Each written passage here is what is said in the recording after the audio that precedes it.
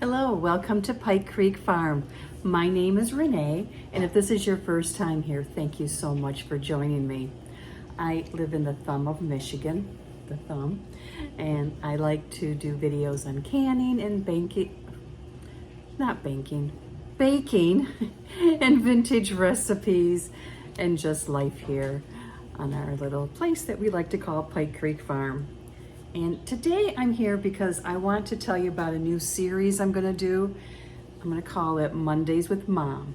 It's not going to be every Monday. It's going to be at least once a month. I'm hoping twice a month. But I have these. I have 3 primary sources for recipes from my mom and grandma's. This box here was my father's mom's, and it belonged to Kathleen, and she was born in 1903 and died in 1999, and no recipes were taken out or moved or anything, so this is really special. My mom got this from my grandma's house. This bag is full of recipes that my mom and grandma sent me, back when we used mail. My mom, when I lived in California, would send me recipes that were written on cards, and some of these, like this one, is from back when I was in high school.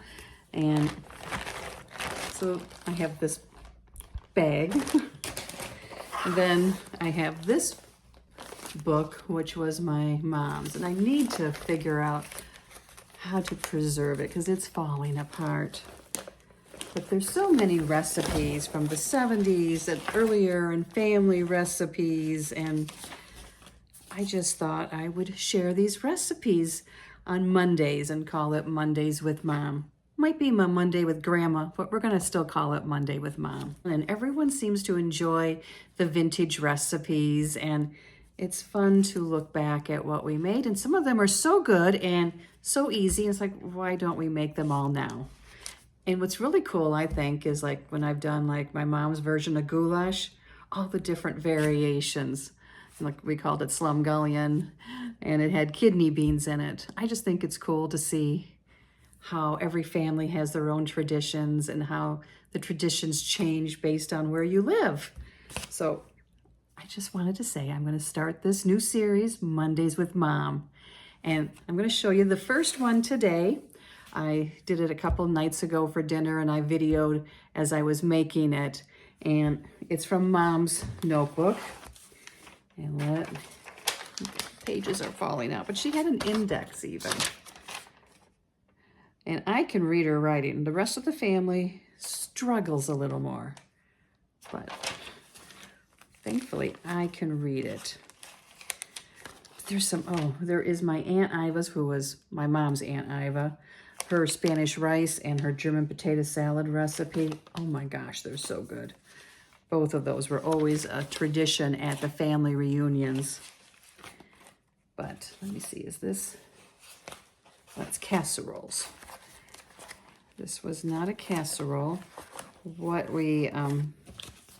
I made for dinner was a chicken dish, and it is, show it to you. It's a Mediterranean chicken.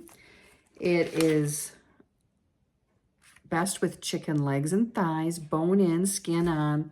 It cooks really at a higher temperature, and so the dark meat doesn't dry out. But it's so good. It smells amazing, and it's really, I found it. It's very, very simple. And it's things that you probably have in your house now. So Mediterranean chicken. And she was struggling spelling the Mediterranean. But it's a 1/4 cup of lemon juice, a 1/4 cup of olive oil, a teaspoon of salt, a teaspoon of oregano or Italian seasoning. And this is the magic part, a 1/4 teaspoon of cinnamon. And it cooks at 425. So this is what I'm going to show you today. It is an economical recipe. I had legs and thighs in my fridge, and my freezer, and I'm trying to cook from my freezers and spring into savings and not spend as much this month. So this meal that I'm going to show you was the Mediterranean chicken. I roasted with Parmesan cheese and olive oil, some canned carrots, and we had baked potatoes. And it was a great dinner. But let me show you how it all came together. You start with a 9 by 13 pan. If you're doing a larger batch, you could use a larger pan. And it's a 1/4 cup of olive oil. You could probably use avocado oil or some other oil, but we always used olive oil. And then a 1/4 cup of lemon juice. You can use bottled lemon juice. That's what Mom always used. If you have extra lemons in your house and wanted to squeeze them, you could do that too. But 1/4 cup of bottled lemon juice works great. Then we need a teaspoon of oregano. I was out of oregano, so I used Italian seasoning. But originally the recipe does call for oregano. And then a teaspoon of salt. And then we just sprinkle that in there. And then the last ingredient is a 1/4 teaspoon of ground cinnamon. This is such a simple recipe. It comes together really quick. It's great for after a busy day of work and kids have homework or you just have things you need to do. This goes in the oven and you don't have to do anything. So now we're just going to mix that all together, get it so it's all combined and all areas of the pan have all the seasoning.